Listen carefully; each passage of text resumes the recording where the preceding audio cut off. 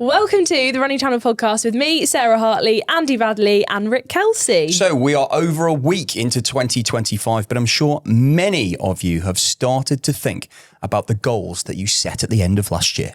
Including me. But the reality is that once you start getting the kids back to school, get back into the groove of work and juggling all of your life commitments, actually, it's incredibly difficult to work out how all of that fits into your life without it becoming a little bit overwhelming and doing it in a way where you can actually keep doing it as well. Yeah, I mean, I have some news which firmly puts me into that camp. What, you had kids over Christmas? Not quite. Not quite, but almost the same. In today's episode, we're going to be talking about how to balance running with the rest of your life, as well as covering some recent running news and answering your questions. So let's get into it. There's a dog on your lap. There's a dog on my lap. And he is adorable. If you are usually an audio listener, please go over to YouTube to see little Herbert, who won't be in every single podcast episode, but this is the reason my running isn't quite as much as I would like it to be. Oh, and I just asked you, I just asked you, why is it cute when he's got wrinkles like that? And I don't feel like it's cute when I've got wrinkles. I chose not to comment on that. Yeah, fair enough. Are you going to say hello? Should we do a podcast? Yeah, let's do it. We've been told we shouldn't talk over each other too much this time. No, I know. So I'm going to leave at least a 5-second gap in between talking before the next person talks. That'll make it fun for Rick to edit it. So will I. Rick's so can't help scared himself. to talk. Look, I'm sorry. We sometimes talk over each other. We're excited. We're excited. Yeah. We haven't been in a room for like over a week. I've missed you guys. It's nice to see you. I had quite a dramatic couple of weeks actually. Oh yeah, after Malaga. Straight to you. Yeah, it's always all about you. Go on, let's. I've got a question for you after this as well, but let's hear your sob story first and then. No, well, Shall I do my question first then? But do your question. Okay, I wrote this down over the Christmas period and I've just been forgetting to ask you it. Oh God. I just cannot imagine that you have ever wrapped a Christmas present. That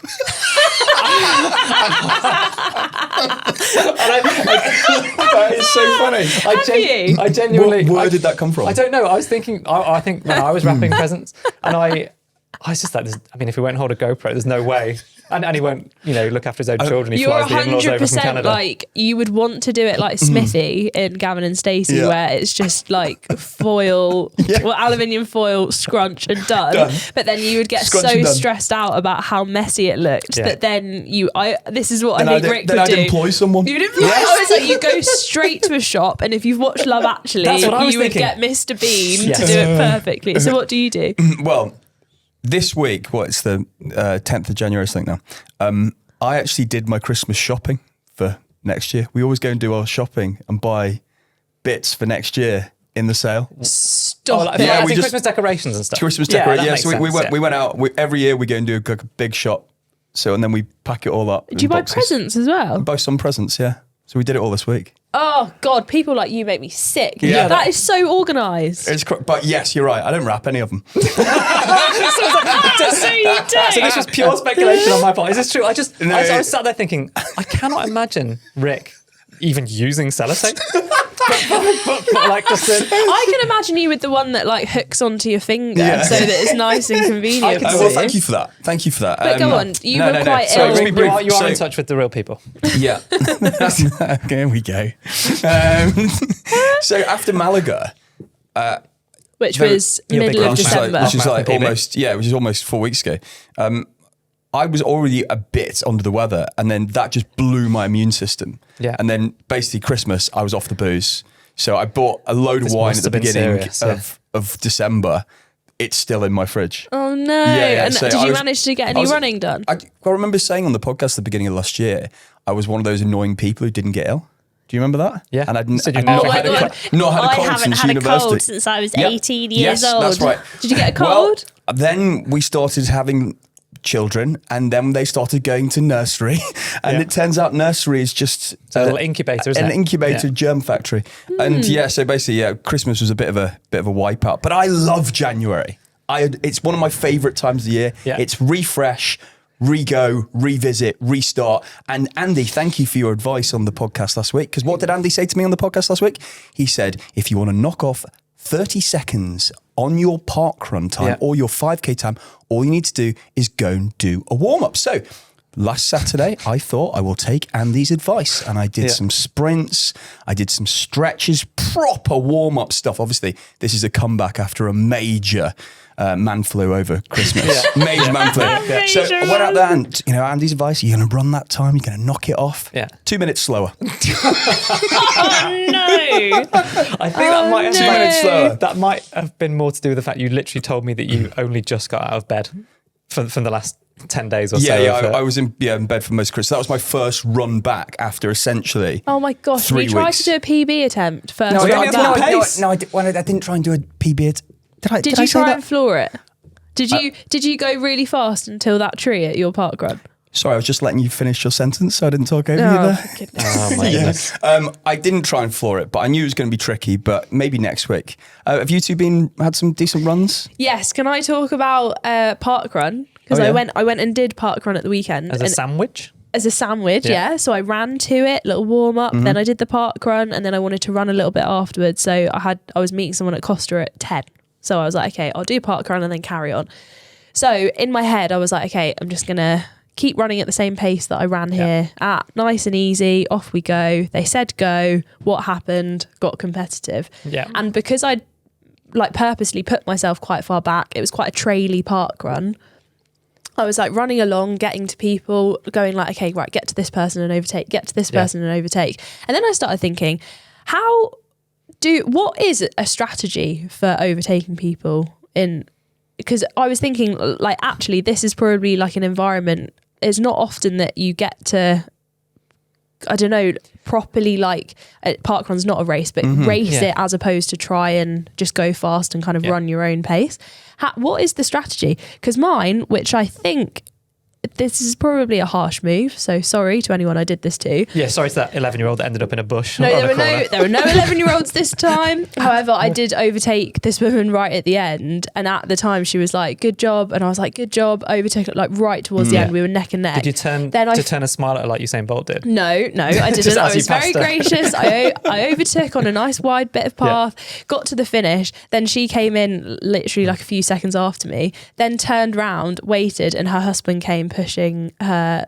It only looked about 2 or 3 year old child on a buggy, and I was like, okay, super mum, that is impressive. So what's the question, Sarah? So what should your strategy be if you're going to overtake someone and you want to drop them? Because what I found myself doing you want to drop them? Well, no, as in like you want to, because I've had many a situation where I've gone, okay, I'm going to overtake, and then by the process of overtaking, I've tired myself out, and then I've got re-overtaken. So what I found myself doing was doing a bit of a progressive run where I would run up to them, get faster, have a little surge, then slow down a little bit, and then settle back into a pace. I'm really interested in what Andy's answer is going to be here. So if we're talking about in a, like you said, with the caveat, because I don't want people shouting at us that parkour is not a race. So you're essentially racing yourself, but you're using other people to kind of to empower that run. But in the races that I've done that weren't parkrun, for example, I think an adage that a lot of runners would talk about is you don't give someone a chance to latch onto you. So someone might not know you're about to pass them. So you might not. It's different if you've been running on someone's shoulder for ages, and then you're coming into the sprint finish at the end. That's a little bit different. Kind of, it's just a straight up battle. But if you've been gradually catching someone for quite a while because they might have gone off a bit quicker than you, or you had a different pacing strategy, then and it matters to you that you not just your own time, but you want to beat that person, then I would always say that you have to pass and you have to go straight past, because it's really tempting mentally once you catch someone that you've been chasing for a couple of minutes to then just sit with them. And also they get wind of you coming, and they might get a bit of a surge because they've been running on their own for a little while, and they get the adrenaline that then allows them to go faster. But I would always be like, go straight past and distance yourself so that they can't, this is pure racing strategy. They can't latch onto you and use you for drafting. They can't use you for that kind of emotional adrenaline lift to carry on. So kick on. I'm essentially saying crush their spirit as you go past. This is genuinely what I was thinking, because obviously like in the shorter distances, like when it is just an all-out sprint from the word go, so probably like for most people like all the way up to 10k, I would love to, for that whole parkrun, I was like, gosh, I really want to chat to an elite marathoner right now and ask what they're, because when you get like in cycling where you get like the little pelotons and then someone makes a break, I just feel like that strategy is so interesting. Did you crush many people's spirits over Christmas and New Year? Look, I wasn't crushing spirits, I was just thinking. That's the joy of parkrun. Sarah Hartley crushing spirits week on week. Yeah, but you're back in the mix and doing some speed work and all sorts of stuff. Yeah. So Slightly obviously, hampered by your new dog. yeah, the puppy's unideal for running fast. But actually, rather than setting loads of really hefty goals this new year, I have taken it as a bit of a chance to kind of reset. Because I feel like for the whole of last year, basically from London Marathon onwards, so April to December, I was just pushing against being injured.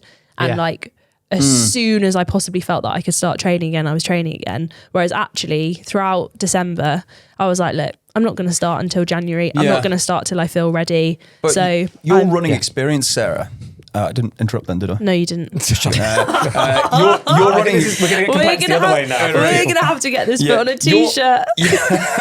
We are, aren't we? Your running experience in 2025, though, is going to be very different to your running experience in 2024 because you are escaping to the country. I am. I'm escaping to the countryside. The type of runs that you've been doing for years in London are going to be very different to what you're about to experience. Yeah, I'm so excited for that. I'm going to take some advice from Andy and stop and stare at some fields. Yeah. Although you might find that you definitely have much shorter days available to you in the countryside.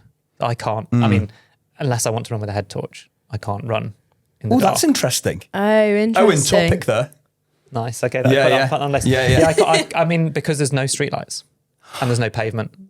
So, I mean, there is for a few hundred meters, but unless I want to run a 10K run backwards and forwards on a 200 meter stretch. Yeah, interesting. I used to live, I feel like I'm going to a slightly more built up area than where you are. So I might have a little bit more street light, but again, it will only be like 1 to 2 miles before but I am quite excited for easy runs to be on the trails because I think that massively like helps you just switch off from getting fixated on pace and also is really good for kind of ankle stability and like not kind of pounding the pavement all the time. There are fewer people though, Sarah, so it's harder to crush their spirit. You bet I'm overtaking a rabbit. In your face, buddy. Yeah. Good job, buddy. Yeah. Oh, yeah. Bunny. Very good. Yeah, very good. How's your running going, Well, Andy? I think this segues nicely into what we're talking about, which is how to balance running with the rest of your life. Yeah. In that I don't feel great about 2025.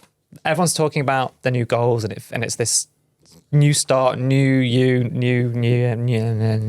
That's how I feel about it. Where I'm just like the end of the year was so difficult for me for lots of different reasons that I missed my race goals and I'm struggling with the shorter days and the fact I want to give time to the kids and work and all of that sort of stuff, that I'm finding it hard to pick out a goal that has a clear time where I want to run a faster half marathon or whatever it might be. But when can I think it's important for anyone listening to accept that sometimes there's periods in your life when actually like adding an extra layer on top of it, which requires quite a lot of time commitment.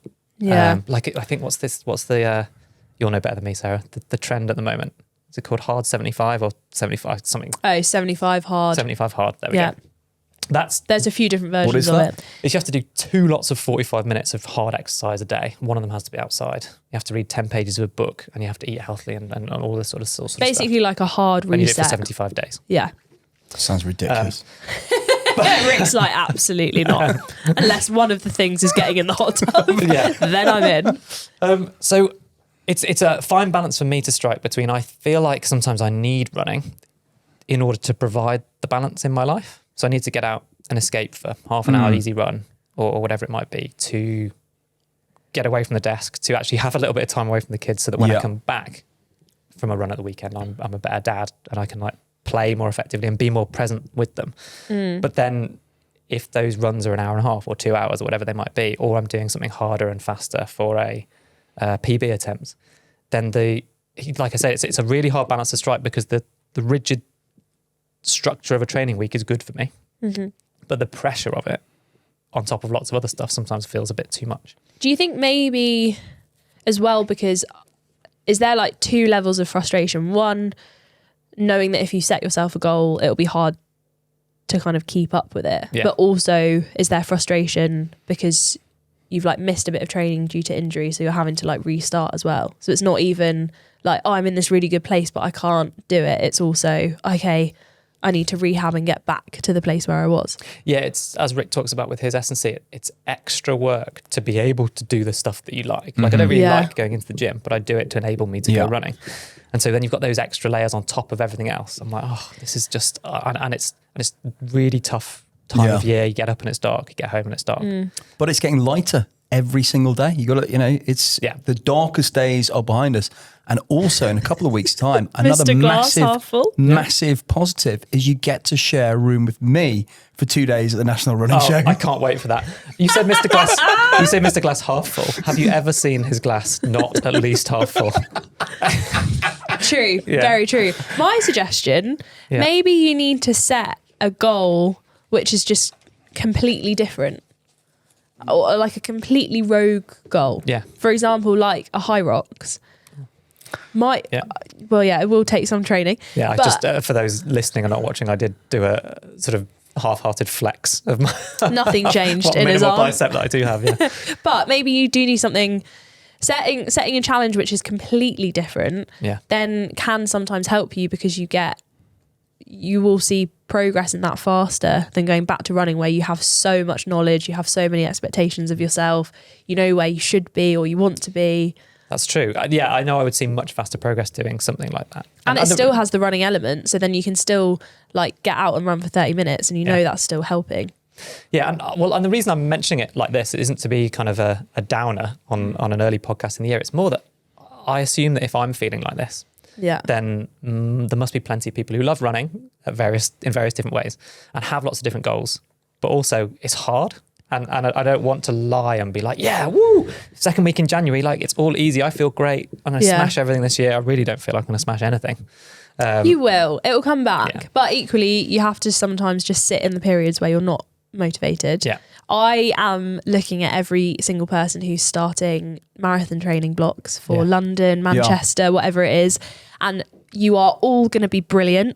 However, I have never felt happier to not be in a marathon training block because of the same thing, because I'm like, it's so hard and I just don't feel like the choices that I've made at the moment. I've got a dog, I'm moving house, I can't marathon train at the same time. I'm excited to potentially run one at the end of this year, but equally sometimes you just have to take the pressure off and go, I don't need to. It just takes up so much of your life, doesn't it? Marathon training, because I think half marathon training, you can kind of squeeze it around if you structure your week. Yeah. If you work out your routine and you got to do one big long run and then, some intervals or something short and fast and nippy at the weekend, then great. You can kind of squeeze that in. Yeah, but as far as structure, it's with the structure, but balancing a marathon with all that other stuff as well. It's a different kettle of fish, isn't it? Yeah. So for those of you that are listening to this and are planning for a marathon, we are here and we've 100% got your back and we have done it as well. So it's just acknowledging that it's hard. And actually that's my advice. We don't beat yourself up when you have bad days and there are days when you don't want to do it. Do your best and do something. Yeah. And then you'll not regret that, but don't be so hard on yourself thinking that everything's going to go perfectly between now and whenever that race is. Sorry, I didn't mean to, I just interrupted you. Oh my God, Rick! Stop! Look, he's literally waiting for a pause. Hang on. Please hold silence for Rick Kelsey. See, it's interesting how, because he knows that people are going to listen to this and watch it, and therefore there's a professional element to it. You're an incredibly considerate human being today. As I said before, not what it's like to share a room with you. So when it's behind literally a closed door, although the door to the bathroom appeared to never be closed when you were having that lovely bath you invited me into. Yeah. No, I was just struggling with the term kettle of fish. Where does that come from? What is that about? A kettle of fish. What an odd term that is. It's a different kettle of fish. I have never thought about that before. Yeah. I reckon as though, if you'd I ever don't put fish in your kettle? No, I think no. You must have done a form of stuff to cook them in. Yeah. I feel like a kettle is like a word for a net or something. Oh, interesting. Producer Owen's frantically Googling. Yeah. I feel like a different kettle of fish must be like a different net of fish. Yeah. So you have like your main net and then you got a different kettle of fish over to your right where you got your prawns. Anyway. Quick fire tips at this time of year to kind of like give yourself some structure to your week and to your routine. Sarah. Mine would be look at running as not an extra thing that you have to do. So like find ways that you can fit it into your routine, but bear in mind that there is going to have to be some like give to it. So if you do have like a really stressful period at work, you've got lots of deadlines, then how can you compromise with your running? Or can you take your running shoes to work? Can you maybe not go to that social event because you've got a long run the next day? I think just finding those like little gives in your life. You mean because of the weather, so lunchtime running, squeeze it in, darkness. Squeeze it in, but equally just be kind to yourself. Yeah. Like, don't do everything that you can to stop running ending up feeling like a chore. And try to, we always talk about it, but I do think that when you're training for a specific goal, or your goal might just be to be more consistent at this time of year, when you see everyone else doing it, you think, well, I don't want to be one of those people that in 4 or 5 weeks' time has just stopped with that routine. Is giving each run or each day or each element of your exercise a purpose. So why am I doing this thing? And the purpose can be just, I need to do something to move. So I need a movement break from work. Yeah. So like Sarah says, it could be that, in our world of business, there'll be people in the business who complete an edit, and then that edit has to export, and that might take a certain amount of time. So you might think, I'm going to get to this time of the day, hit export on the video, and then that takes a little bit of time where I can't be doing anything else. So I'm going to go out and do my run now. People have tasks like that where they might be waiting for someone to reply to something, and in that period they could head out and go for a run. Another tip is set yourself goals, but also set yourself interim goals as well. So people might be listening to this who are going through Couch to 5K or are completing any distance for the first time. That is so good because you have that end goal. So you have that first full 5K run where you don't walk, or you have that first 10K half marathon, whatever it is. Keep setting yourself goals like that. You might be coming into January thinking, just want to keep consistent with my running. But what is going to be the thing that motivates you to get out of the door? Is it a goal? Is it a race? Is it I want to do this run with my friend in a few weeks, so I need to make sure that I'm running or I won't be able to keep up. Whatever it is to kind of get you out and keep you moving. Yeah, I found that last year having that routine and those goals together really helped, because we kind of have been, bit in the woods with having very small children. And, we said 6 months ago, right, we're going to have a night each where you can go and run or you can go and play tennis or whatever, and you just got your own time. That is a routine. Yeah. Every Wednesday, go and play tennis. Every Monday, go and do yoga. And you know that each of you's kind of got that time, if you've got a partner, where you can go and do whatever you want. And having that routine, and it might change week to week. Something might crop up and you got to deal with, the bumps if something comes up with work or whatever. But having that routine set, knowing you'll have that time, really helps. Yeah, I think that I'm the same in that if I know that, we roughly have the same childcare routine every week in our family. So I have certain nights where I'm free to stay later or to exercise or whatever it might be. And so then at the beginning of every week, planning out when I'm going to do what run. So the runs that have purpose for me might be that I need to do a recovery run this day because that's the day or 2 days after my longest run. So I need just that time to get back into the week. Then I'm going to be like, that day I've got more time before work to do intervals. And then at the weekend, around various kids' activities, I can fit this in there and that in there. And then it sort of makes it non-negotiable in a way, because if I don't do it in those time blocks, I won't get a chance to do it. I'd love to see your colour chart for weekends. Plan. And then one final bit of advice, just keep talking about it. Whether that is like listening to us or whether that is chatting to your friends, forcing them to talk about running with you, just keep chatting about it, because then it doesn't become something that you forget. Or you can talk about the fact that you're frustrated with a run. Don't beat yourself up if you have bad runs as well. That's where talking about it is even more important, because other people will have had the same experience. So it's so key to talk about it. And as we've mentioned in previous podcast episodes as well, there is the Running Channel Club. If you're interested, don't worry, nothing's changing if you're not interested. But that is a whole hub of loads of different runners training for lots of different things. So if there is no one in your life that you can chat to about running, hop into the club, because that is all we talk about. Right. Should we do some news? Let's do it. News time. Every year it comes round, the National Running Show. I missed it for years, but then the last couple of years I've been, and it's in Birmingham, isn't it? And you get lost every year trying to find the NEC. 26th of January in the UK, so I appreciate not everyone listening is going to be able to get to it, but we will be there en masse as the Running Channel team. Yeah. Rick and I will be sharing a room. Anyone else want to come and share a room with us? Yeah, it's great. Probably shouldn't be an offer I put out on the podcast. Yeah, I'm not sure. Who was the guy who tried to keep us up really late last year? guy from Mizuno, is he? Yeah, good friend Graham, who'll be probably listening to this podcast, is always up for a late night drink in the bar. Literally. Very late night. Oh gosh, but I wasn't sharing with you last year, I don't think. Yes, you were. Was I? My God, didn't leave much of an impression, did I?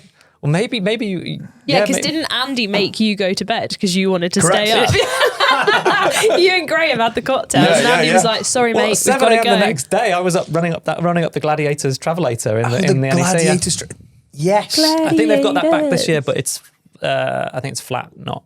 So it's sort of it's a massive bouncy treadmill basically, as opposed to what pace should we try and run this year? That'll be fun. That's the challenge. People should All let us right, know. start training now. So if anyone wants to come, then they can head to the website and use the code TRC to get tickets. Tell me we haven't got a massive machine. Yeah, well, we'll have the grabber. return of the grabber. Yeah. Right, I'm going to make sure that works properly this year. Yeah. Okay, other news. Oh, yeah. So this is the Grand Slam track Michael Johnson event. We've kind of teased this as about to start happening, but it is happening in 2025 as the inaugural season. Yeah. So there are 4 slams. At each slam, the racers are joined by 48 challengers in one of 6 groups of men and women. So I think I've got this right. There are short and long sprints, short and long hurdles. What that be? 60 meters and 110 meter, I imagine. You're literally reading it from a list that tells you what distance it is. I didn't see the 16. Oh, is that on the list? Short hurdles are 100, 110. All right, I hadn't spotted that. Yep. And then the short and long distance. So the short distance is, basically, it's the idea for Michael Johnson here is to create the equivalent of sort of tennis and golf's majors. So they have 4 Grand Slams a year or 4 majors a year. There would be, at the moment, I think 4 of these different events. The first one in Kingston, Jamaica, then Miami, Philadelphia, and LA.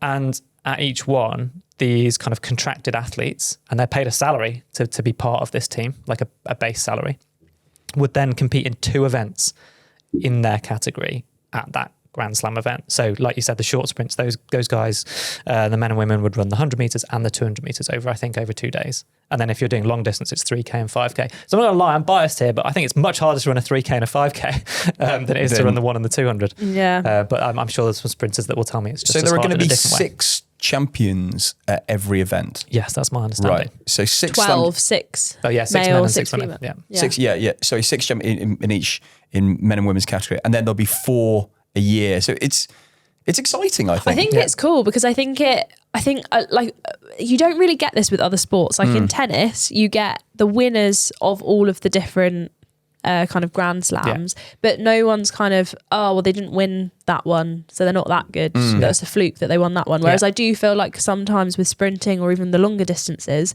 you don't get the familiarity of the athlete. So it's actually quite cool that there'll be contracted athletes here who you can follow. The only thing will be injury. I think it will be really interesting to have like a small pool of athletes that you can follow, and it will highlight that they are training at the top of their game. They are likely to get injured at some point during the season. And I wondered whether in the longer distances in particular, whether because of that injury risk and because they're going to be small fields here, like you're not going to have 15 people in the 5K or 25 people like you might have at a Diamond League. I wonder whether it just becomes way more tactical. So times might go out the window in the distance events here. I don't think we're going to see any world records being broken here, but maybe. But then you never know with someone like Ingebrigtsen if he was doing it. I actually can't remember who's been announced and contracted, and that's going to be excited. It is really similar to what's happened in golf, where every week for the last few years you've heard a different golfer being announced on a particular tour. They've signed for it. And I think that the investment here is in building that rivalry and the names so that you know who to kind of root for. It's weird that it's called Michael Johnson Grand Slam track though. I think it's just called Grand Slam track, isn't it? I don't know whether he's the one entirely behind it. He has said it's not. There's no field events. That's the slight controversy here. So it's just track. Grand Slam track. Yeah. Right. Okay. Very exciting. One more bit of news. Yeah, and this is absolutely phenomenal. So for context, and this is not just to bring it back to me, not to do a Rick, but my parkrun record when that stood, which is it was essentially, it wasn't on the road, but I ran 13:48 for 5K. Yeah. And it's fairly well accepted that there are, I wasn't a world record holder or anything in terms of the grand scheme of athletics.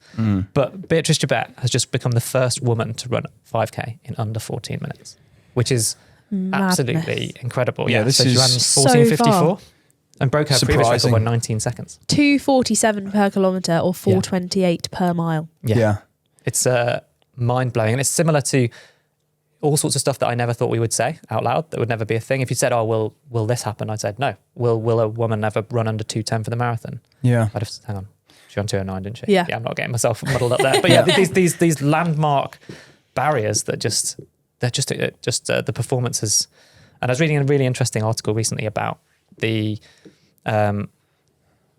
about this performance in particular from Beatrice Gibet, and how when people in any sport and any walk of life, but particularly in sport, do something that people didn't think was possible, there's obviously speculation about whether they're doing it legally.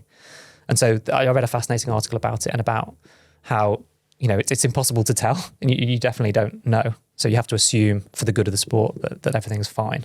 But that in particular, women's sport has been more it's progressed impacted quicker by super shoes, for example. Yeah. So super shoes seem to have a dramatically larger effect on women's times than on men's times if you look at the averages in the super shoe era. So there's loads of stuff at play here, but there's a lot of cynicism in the world. So I'm just amazed by the times and how fast people are running. Very excited to see what she does next. Right, questions? Emma from Plymouth. Hello, Emma. After the podcast a few weeks ago, which brought up the discussion about the correct or most efficient cornering technique during a tight hairpin bend, it gave me the potential idea for my master's dissertation, which was to investigate the difference in muscle activation between the two different techniques and possibly see if there's any link to fatigue or time to complete. Excellent. We're going to have an answer. And some science. And some real science. Some Unbelievable. science, because we're not doing it. Yeah. Incredible. Yeah. So she says there are many factors that would complicate the study if it goes ahead. But my question to you is, would you change your cornering technique based on if you went into the corner with a group of people versus if you were running alone at that point? And does your technique change throughout the race if there is more than one hairpin bend? Yeah, I would change. I think you've got to be considerate of the people around you. So if you're in a big group, so I would. I think this came about. I can't remember the exact discussion. It was me running Birkenhead Parkrun, right? Parkrun because of the tight hairpin bends there. Yeah, and I corner like a barge. Yeah. So I'd love to see That's this. a quote for a t-shirt. Yeah. I corner like a barge. But I would swing wide. If there were more people. If I'm on my own and I have the freedom to swing out across the race course, I would swing out wide and then cut in pretty late and try and swing as gently around the corner as I could, as opposed to running on the inside, coming to almost a dead stop, spinning on the spot, and then kind of running out of the hairpin the other way. So I'm I a try and spinner. keep my momentum. You're a spinner. I'm a spinner because it saves me, 5 meters? But then You've got do to you not accelerate. think, though, so that's that... her point here, is like that's the going to take up more momentum. energy, yeah. I suppose that's why she's going to do a dissertation on it. But if you're in a race, for example, so if I was surrounded in a group of 10 people and I'm on the inside of that bend as I approach it, then I don't have the luxury of just wiping everyone out to swing out wide. So I kind of have to take the line that I'm given there, unless... It's interesting, though, to think of like the group mentality. Who sets the bend? Is it kind of the decision of the person at the front of that pack? Because if they swing out, then everyone's kind of free to do what they want. Whereas if they take it tight... is this just not to do about how nimble you are? As in, if you are good, like a prancer and a dancer, then you can just assault the corner. Assault the corner! Wow. That's not really that nimble, though, is it? But if you are nimble, you just kind of tack around it. But if you're not, like Andy, you barge around it. I think it depends, though, on your quick, fast speed. Your quick, fast speed. Your fast, like quick that. speed. No, but as in, like, if you are someone who can come to new question. If you were doing an interval session, you're halfway through a rep, or no, you're only a tiny bit into a rep, and part way through that rep, you have to turn around to get back, or you have to carry on, but you have to run further. How would you feel about turning back mid rep?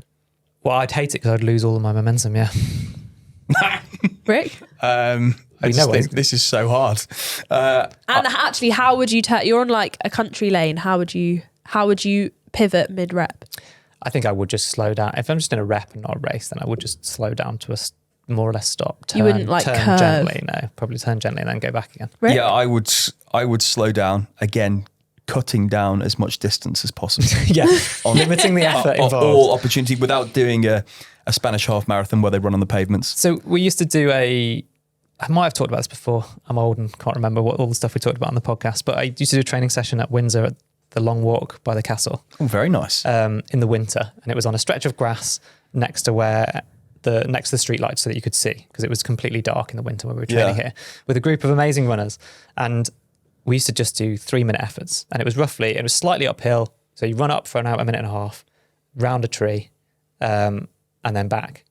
But the round a tree at the top, I would lose 20 or 30 meters on the guys that I was running with. Really? Because they would literally almost be able to, it was quite a big tree. You couldn't just, if it's a metal post, you could sort of grab and swing around. Tree. So you couldn't put your arm around the tree to kind of allow it to slingshot you. Yeah. But these guys who were like real cross-country specialists, they went around this tree really tight. And like didn't lose and too they were much like, it was like speed. they were on rails. Yeah, I was like Bambi on ice. Thank goodness there were no old oak trees on the track when you were running. Yeah, it did hurt my cross-country chances. Emma says sure. she, as a woman who works in sports science, she comes here for the banter and the science. Excellent. Thanks, Emma. Harry from New Delhi in India. Hello, Andy, Sarah and Rick. How many T-shirts and medals do you have from races? And what do you do with them after the race? Love the podcast, love the banter and the occasional science. The occasional science. Oh, well, I'm getting some stick now, aren't I, for this one? Although I was thinking about this ahead of today. I was at my in-laws' house, and my father-in-law has run London Marathon a few times, and he's got a whole bunch of like running medals. And so I'm pretty sure that my kids think he's a significantly better runner than me, because he's got a wall of like 50 plus medals. Oh, wow. And I don't. So what do you do with your medals? So my medals from competition. So I have got some medals from Rick's face. national championships and Olympic trials and all of that sort of stuff. They're just in a box somewhere. A wooden box? You don't even have them just on in display? like a cardboard shoe box somewhere, yeah. All right. Some of them have like really nice like velvet display cases that they came in. Right. If I were you, I would have them above my front door. Okay. I'll just have them on the path leading up to my house. Olympian over here. The only thing we have you on got display, a blue plaque on your house? a blue plaque? No. For anyone outside the UK, a blue plaque is where famous people live. Yeah, no, I don't have one of those. I do. The only thing we have on display is I have 2 framed vests from the 2 Olympics, from 2008 and 2012. Oh, I've seen those, yeah. The vests, and alongside them is my race bib, my accreditation that you get to get in the Olympic Village, and like a photo of me competing. I love how your kids must be like, oh, yeah, Dad's all right, but he only got vests. Yeah, Granddad smashed it. Yeah, exactly. Granddad's got medals. Yeah. What about T-shirts? Well, I didn't get T-shirts for anything. I have got. So I think I've got my Valencia Marathon T-shirt. Yeah, because you haven't done that many mass participation races. No. So I don't really have very many. Malaga? Have you got a T-shirt from Malaga? Yeah. Yeah. Good T-shirt. What do you do with yours? I tend to have a clear out every 6 months and give them to the charity shop. Nice. Probably. Medals? I tend to lose them. Rick. Yeah, because I give them to Elizabeth and she hides them, and they're probably just hidden somewhere, and I'll find a lot of them one day. Your kids would probably think Rick's a better runner than you as well. No. Look all the medals he has. Well, see, Granddad's got the benefit of age, so you can't really fairly compare anymore in that they're like, well, obviously he might have been a good runner, but I mean, they've met Rick. So they have. Well, it was lovely to spend this time with both of you, and thank you for not interrupting. It was great. Well done, guys. We made it. Thank you so much. Goodbye. Goodbye. Bye.